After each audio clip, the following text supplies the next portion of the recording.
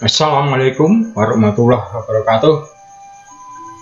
Semangat pagi, salam sejahtera untuk kita semua. Semoga kalian masih dalam kondisi sehat. Jangan lupa protokol kesehatan untuk menjaga kesehatan kalian dalam melakukan aktivitas belajar. Baiklah, kita lanjutkan. Pada pertemuan yang kedua di sini masih dalam KD, ancaman disintegrasi di Indonesia. Kalau yang pertama itu membahas tentang masalah konflik ideologi, yang kedua ini nanti kita akan membahas pada konflik kepentingan dan konflik sistem pemerintahan atau rasa tidak puas terhadap pemerintah pusat.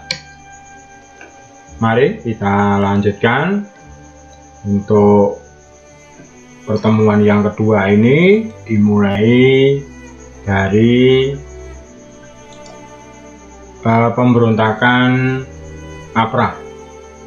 Jadi Angkatan Perang Ratu Adil yang dikenal dengan sebutan APRA itu merupakan sebuah pasukan yang ada di negara Pasundan, Jawa Barat pada saat itu, yang didirikan oleh mantan tentara Kenil dari Belanda, Westerling.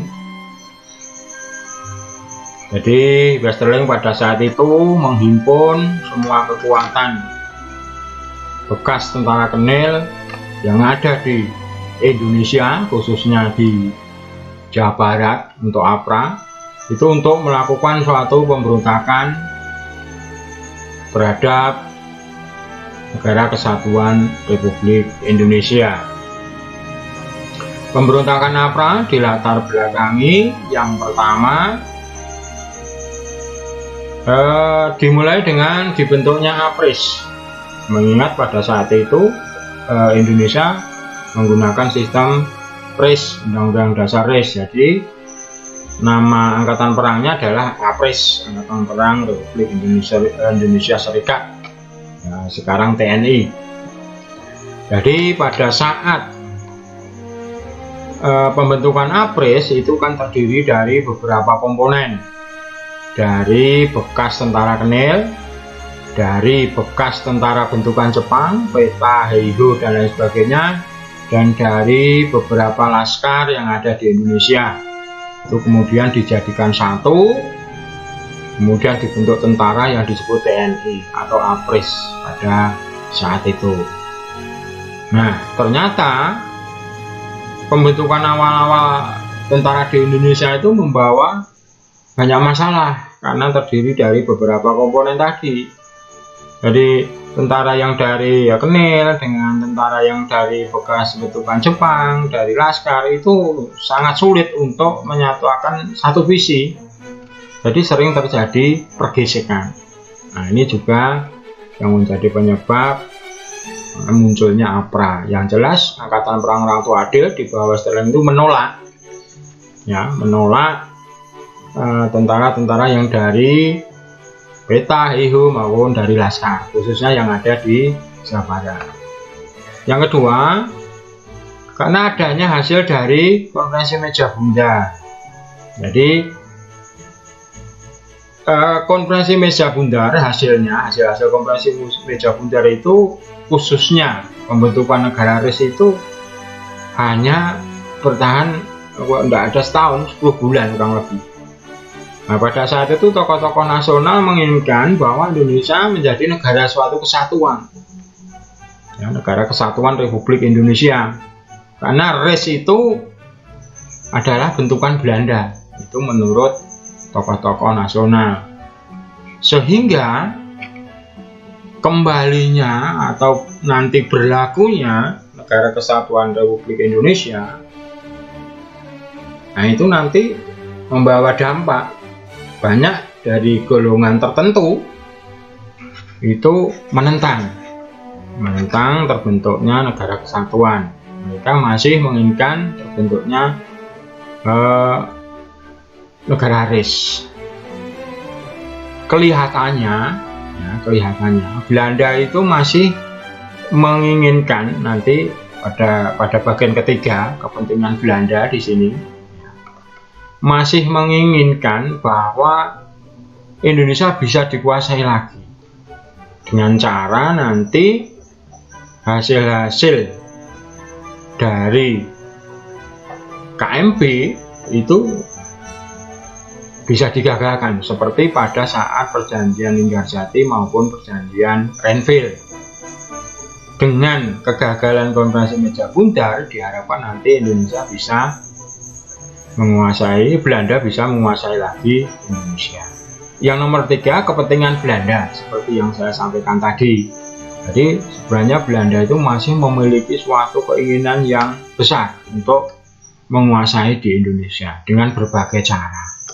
Salah satu cara yaitu adalah dukungan Belanda terhadap golongan-golongan yang masih menginginkan negara dalam bentuk RIS. Nanti banyak nanti Westerling salah satunya. Nanti ada Andiasis, ada Somokil dan sebagainya. Yang keempat itu ada ultimatum Westerling. Jadi Westerling itu mengultimatum kepada pemerintah pusat bahwa yang menjaga keamanan atau tentara yang ada di negara Pasundan, Jawa Barat, itu adalah mereka tentara dari bekas Kenil. Nah, tentara dari bekas Kenil. Tidak lain adalah tentara-tentara atau kelompoknya Westerling. Dengan tujuan kalau mereka itu tentara itu dari bekas Kenil atau kelompoknya Westerling, mereka masih bisa bertahan adanya negara Pasundan. Itu yang melatar belakangi. Sedangkan tujuannya mereka kelompok-kelompok Westerling itu mempertahankan negara RIS.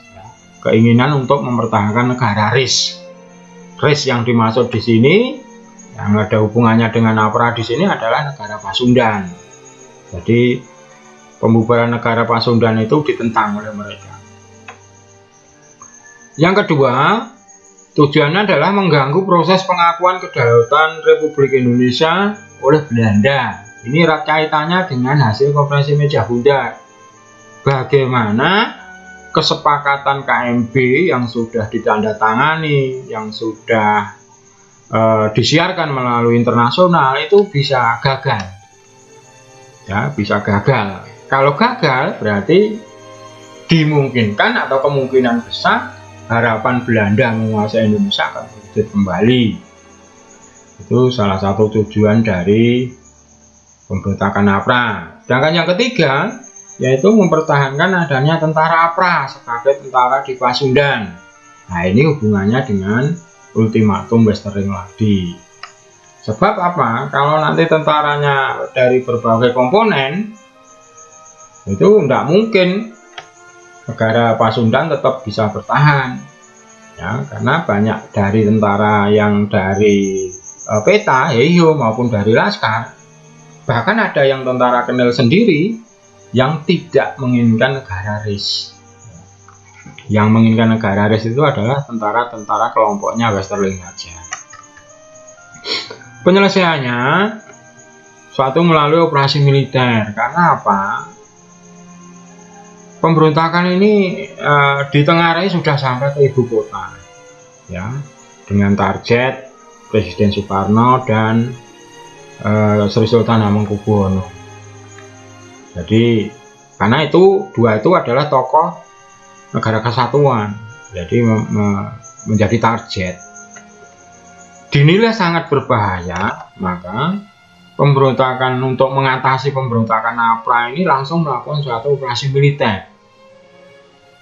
Nah, karena dekat dengan ibu kota dan lain sebagainya, pertimbangan pemerintah sudah tidak ada jalan lain, dan juga biar tidak merembes ke daerah-daerah yang lain, maka satu-satunya jalan untuk menghadapi pemberontakan APRA ini adalah melalui suatu operasi militer.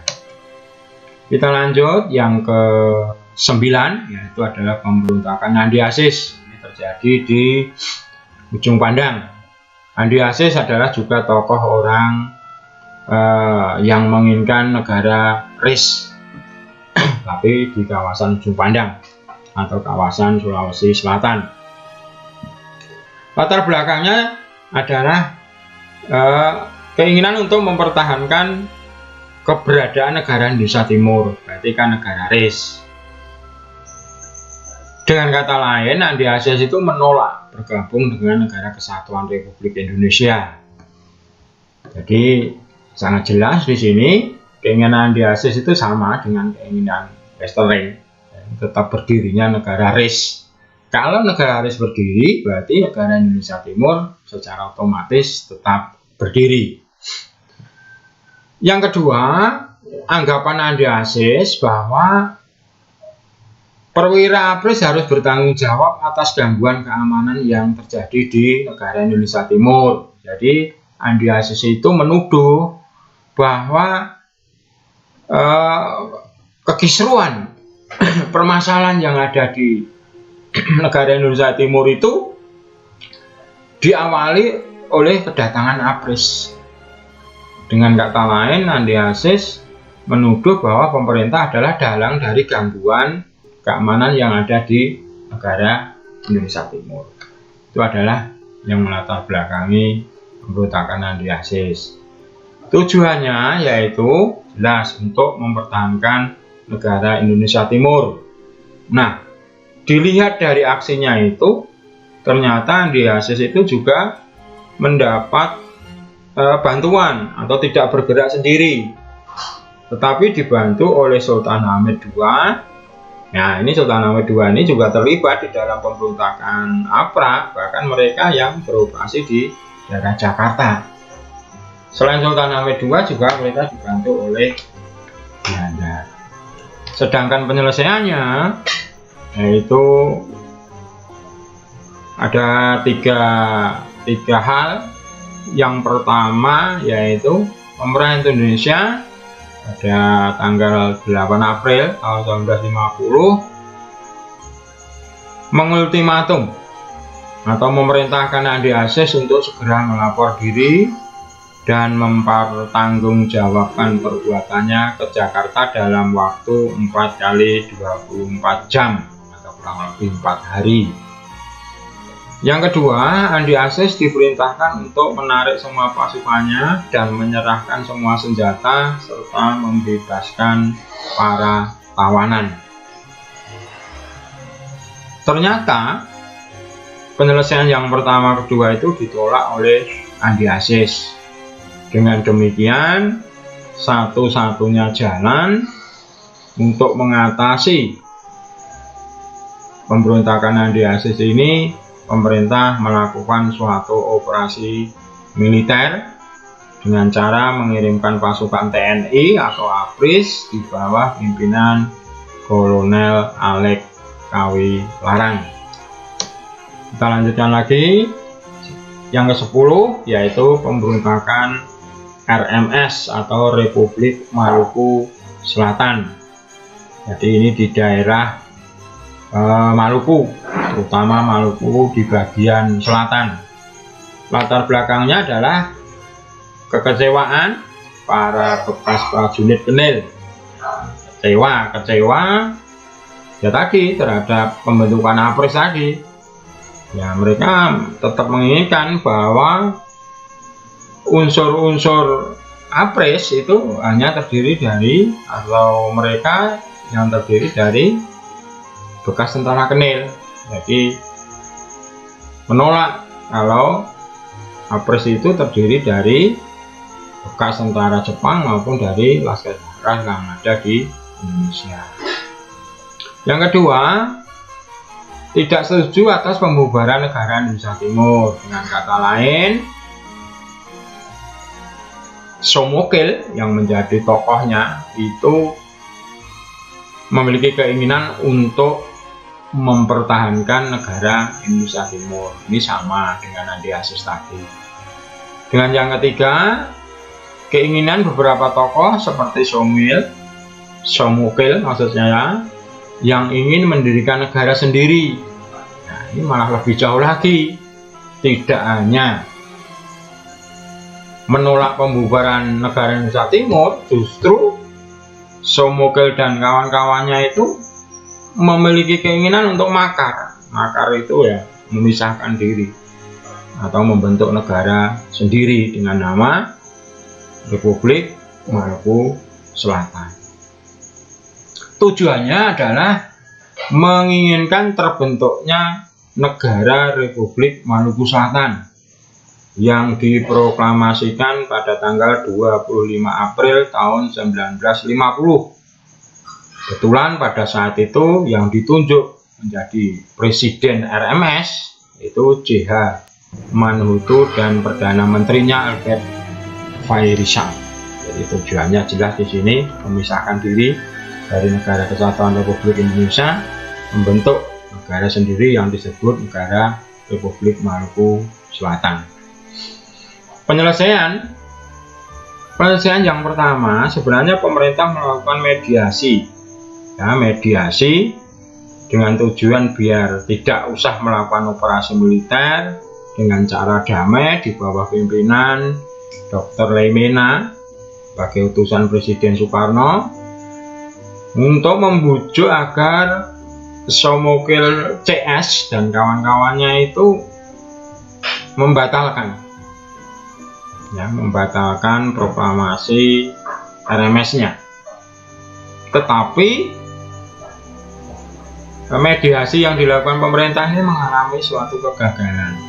Nah, jadi kelompok-kelompok RMS menolak mediasi yang dilaksanakan oleh Dr. Leimena, sehingga satu-satunya jalan pemerintah pada saat itu mengambil kebijakan untuk menyelesaikan melalui suatu operasi militer terkenal dengan sebutan Gerakan Operasi Militer GOM 3 yang dipimpin oleh Kolonel Alek Kawilarang, yang pada saat itu Kolonel Alek Kawilarang sebagai Panglima Tentara dan Teritorium Indonesia bagian Timur, mereka yang bertanggung jawab terhadap keamanan di wilayah teritorium Indonesia Timur. Kita lanjutkan yang terakhir, yaitu yang ke-11 tentang pemberontakan PRRI Permesta. Pemberontakan PRRI Permesta atau PRRI didahului oleh PRRI itu terjadi di Sumatera, sedangkan Permestanya itu terjadi di Sulawesi, tepatnya di Sulawesi Utara. Perkiraan pada tahun 1956 hingga 1958. Munculnya PRRI dan Permesta ini dipelopori oleh perwira-perwira di daerah, ya. Kalau sekarang dimungkinkan seperti Kodam, ya, Kodam, Pangdam, ya, dimotori oleh perwira-perwira daerah dengan membentuk dewan-dewan revolusi, dan nanti arahnya untuk merebut kekuasaan dari pemerintah pusat yang ada di daerah. Nah, dewan-dewan di sini antara lain adalah Dewan Banteng yang ada di Sumatera Barat, Dewan Gajah yang ada di Sumatera Utara, Dewan Garuda yang ada di Sumatera Selatan, serta Dewan Wanguni yang ada di Manado. Manado di sini adalah di Sulawesi Utara. Jadi ini bentuk protes, ya, bentuk protes. Mungkin masih tidak puas terhadap pemerintah pusat. Latar belakangnya adalah yang pertama, kekecewaan para perwira di daerah atas kebijakan pemerintah pusat yang sentralistik, ya, terlalu sentralistik. Maksudnya apa? Sentralistik ini berhubungan dengan perimbangan keuangan antara pusat daerah yang mereka rasa tidak adil. Mereka beranggapan bahwa pemasukan negara pada saat itu diperoleh dari daerah. Mengapa yang dikembalikan ke daerah sangat kecil? Nah, itu penilaian mereka seperti itu. Jadi mereka kecewa terhadap kebijakan pemerintah pusat. Yang kedua, kekecewaan kedekatan pemerintah dengan PKI. Jadi pada saat itu PKI itu ternyata mendapat ruang khusus atau dinilai oleh berbagai pihak sangat dekat dengan pemerintah, dengan Presiden Soekarno. Mengapa ada ketakutan atau ketidaksenangan perwira-perwira daerah itu dekat dengan PKI? Karena memang PKI itu juga pernah melakukan suatu pemberontakan. Nah, pemberontakan tahun 1925-26 ya, pada saat itu masih di bawah kolonial Belanda, dan pemberontakan 1948. Kita tahu bahwa penumpasan PKI Madiun 48 itu belum sampai tuntas, sehingga tokoh-tokohnya masih banyak yang menggalang kekuatan. Nah, yang ketiga, ketidakstabilan politik pada masa demokrasi liberal. Nah, ini yang menyebabkan salah satu kekecewaan. Kenapa? Masa demokrasi liberal itu sering berganti kabinet. Bahkan ada yang kurang setahun sudah harus berganti. Ada mosi tidak percaya, diangkat lagi, mosi lagi, sehingga konsentrasi terhadap pembangunan itu terganggu. Jadi pemerintah itu disibukkan dengan naik turunnya kabinet. Nah, ini salah satu ketidakstabilan dalam bidang politik. Dan yang keempat itu adalah kondisi kesejahteraan prajurit yang memprihatinkan, khususnya yang di daerah. Jadi mereka beranggapan bahwa pemerintah belum bisa atau tidak bisa mensejahterakan prajurit-prajurit yang ada di daerah, yang notabene mereka memiliki andil yang besar terhadap tegaknya Negara Kesatuan Republik Indonesia. Tujuannya adalah memberikan ultimatum kepada pemerintah pusat atas kekecewaan kebijakannya. Jadi ini adalah bentuk protes, bentuk rasa tidak puas terhadap sistem pemerintahan atau terhadap pemerintahan yang ada pada saat itu, baik dalam bidang ekonomi, politik, maupun yang lain. Ya, yang lain ini bisa diartikan kesejahteraan. Dari kekecewaan itu, kemudian mereka seakan-akan menentang pada pemerintah pusat. Penyelesaiannya, karena ini sudah merupakan pemberontakan kekecewaan dari golongan militer, ini dinilai sangat berbahaya, maka pemerintah langsung melakukan suatu operasi militer.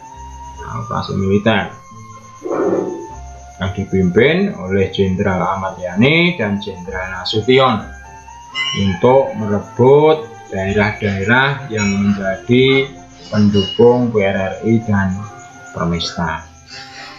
Saya kira itu, anak-anak, semoga bermanfaat.